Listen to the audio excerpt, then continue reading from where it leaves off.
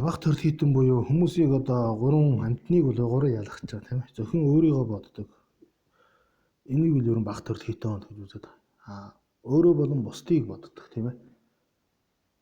За бусдыг бодохдоо бол бүр хамаг гэгээрэл төрөх, хамаг амтны гэгээрэл төрөхийг боддог. Төгс нирван төргийг тэр бодолтойг нь их төрөлхийтэнгээ. За өөрөө хорчлонгоос гарчээ. Тэр нирван гэдэг бурхны тэр амар амгалан гэдэг тэр нирван гэдэг төрийгээд бусдыг бүгднийг бодож чадахгүй ч гэсэндээ тэгж явдгийн дунд төрөлхийтэн гэдэг ийм уран ялгахчаа.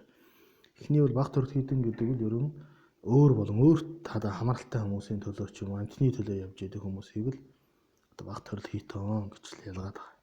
Энэ одоо гол ялгаа нь энэ юм аа. Тэгээд энэ шүлгэн дээр бол бүгд багтчихж байгаа тийм ээ. Биднээс одоо өөрсдөө бол би бусдын төлөө байдаг ч гэсэн ингээд хараад үзэхэд яг өөртөө хамааралтай одоо хүмүүстэй л туслах гэдэг хас яг бүгдэнд нь жигд нийтэд бодож гинэ үгүй юу одоо тэр байхгүй ш тийм ээ.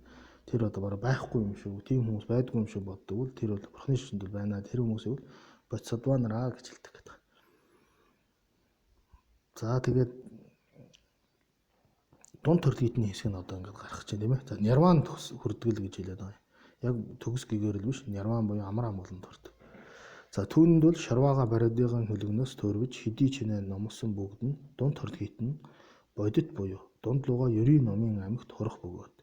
За ерийн гэд нийтийн гэсэн үг тийм ээ хурах бөгөөд дунд төрөлхийтэн сансар бүгдэд уйдхрыг төрүүлж сансараас тонсон нирваныг өөрийн тусад олгохтхон болгож түүний арга гурван суртад орох мөн тул бөгөөд тийм ээ мөн тул бөгөөд мөрийн зулаас сансар амгаланд араараа зөвлөд гэж сансрын гэдэг нь одоо энэ хорвоогийн эргэх тийм ээ хүнээс худаа тэнгэр адуус том бэр гэдэг ингээд эргэжидэг энэ ертөнцлөнгоос гарыг гэсэн тэр хүсэл тийм ээ ертөнцийн хүсдэг хүслээс араараа зөвлөнө гэсэн. За нүгэлт хилэнцэд дүүлээс няцах мөн чанартай аль мэд өөрөө амирсан төдийг тусгаалan игэрэгч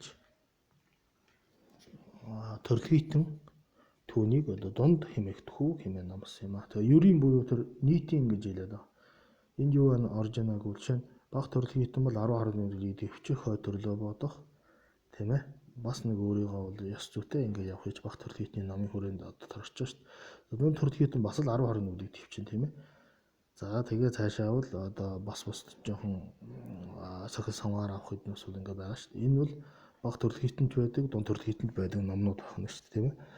Дунд төрөлхийтний номнууд гэвэл биегүүн үзлийг бясалгах тийм ээ. Тэр нэг амар амгалан самади буюу тэр бясалгал бүтээлийг хийх тэр бол одоо дунд төрөлхийтний ерийн буюу их төрөлхийтэнд байдаг ч гэсэндээ дунд төрөлхийтний хийдэг. Биегүүн үзлийг бясалгаад орчлонгоос гарыг гэсэн бодлол баг төрөлхийтэнд байхгүй байна шүү дээ. Тэгэхээр ерийн гэдэг эрдмүүдийг сүлд нь тайлбарлаад явах бах тийм ээ. За дунд төрөлхийтэн гэдэг үл ерөн бол ертөнцөөс гарыг жинхэнэ одоо амар амгалан нирваныг олё гэсэн хүмүүс байна шүү дээ. Амьтад байна тийм ээ. За хамаг зүйлийг айлдагчийг бүтээх арга нь хоёр бөгөөд. За тэгвэл төгс гэгэрэл буюу одоо хамаг зүйлдэг төгс нирван одоо жинхэнэ бурхан болъё гэдэг бол хоёр арга байна гэж. Тэр нь юу вэ? Нууц тарин хийгээд баримдын их хөлгөн. Нууц тарины болон баримдын их хөлгөн байдаг гэж. Тэр хоёр нь бол их төрөлхийтний 8 аймагт турна. Тэгээ их төрөлхийтний ном гэдэг бол энэ хоёр л байна гэсэн үг шүү дээ. Тэгэх ч юм уу их төрөлхийтний ном аймаг. За их төрөлхийт нь бол нэгүүлсгүй бусдын эрэхэд босноор ерөөсө бусдын төлөө л гэсэн бод сэтгэлийн эрхэнд явж идэг. За амьтны зовлон бүгдийг баруулахын тулд бурхныг олгохтхон болгоод за бурхан болъё гэж бодоод баримт 6 хийгээд за 6 билег баримт өглөг шагшаабад хичээл дэвчээр тийм ээ самади билег тэргүүтэнд одоо хичээдэг. Тэргүүтэнд суралцах мөний тул за хоёр зэрэг буюу жидрэн зоврон хоёр орж иж байна тийм ээ. Үүсгэлийн зэрэг төгсгөлийн зэрэг хоёр баг. Энэ таны суралцах мөний тул бөгөөд мөрийн зулаас за жав алдан ачаагийн мөрийн зултаар өөрийн үндсэнд багтсан зовлонгоор альмд бусдын зовлон бүхнийг за өөрт байдаг зовлон бүгдийг бусдын байдаг зовлонтой бол адилхан үзээд бүгднийг байхгүй болгох гэсэн бодол байна тийм. Үнэхээр барахыг бүхнээс хүсэгч за төрөлхтөн тэр нь дээд мөн болоо. За их төрөлхийт мөн юм аа гэсэн. Хэмээн номлосон бөгөө төрөлхийтэн тэргээр бодийг бүтээхийн аргад бол за баримдын хөлгөн хийгээд тарин хоёулыг доороос одоо номсны тул болоо гэж. За энэ одоо хойно гарнаа гэсэн үг нь ш тийм ээ.